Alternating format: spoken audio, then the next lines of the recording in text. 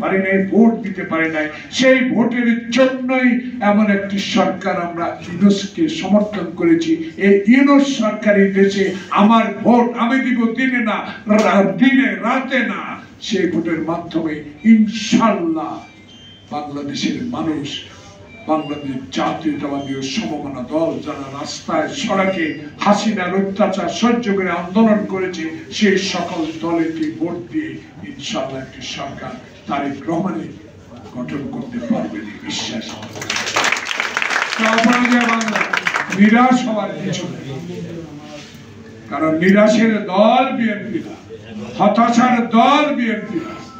BNP অস্ত্র হাতে যুদ্ধ করে সেক্টর কমান্ডারের দল, সেই দলের সদস্য একটি সুষ্ঠু নির্বাচন আপনাদের কাছে আমরা আশা করি।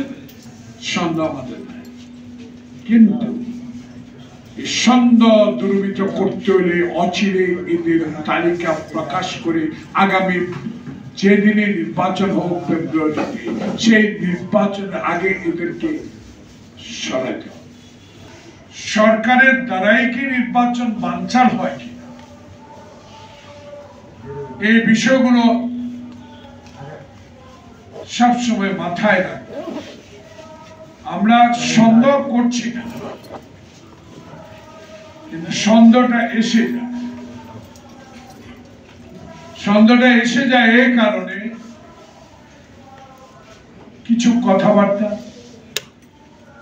কিছু চালচলন, কিছু বিক্ষোভ মিছিল, প্রেতাত্মাদের আবার আগমন, প্রেতাত্মারা আবার বসে বসে অর্থ দিয়ে তাদের সে পুরানো গুন্ডা বাহিনীকে প্রস্তুত করা, নির্বাচন আগে দেশে একটি অশান্তি সৃষ্টি করা, এই প্রয়াসগুলো তারা আবার একত্রিত হয়ে চেষ্টা করছে। এই দিকে যদি এই সরকার,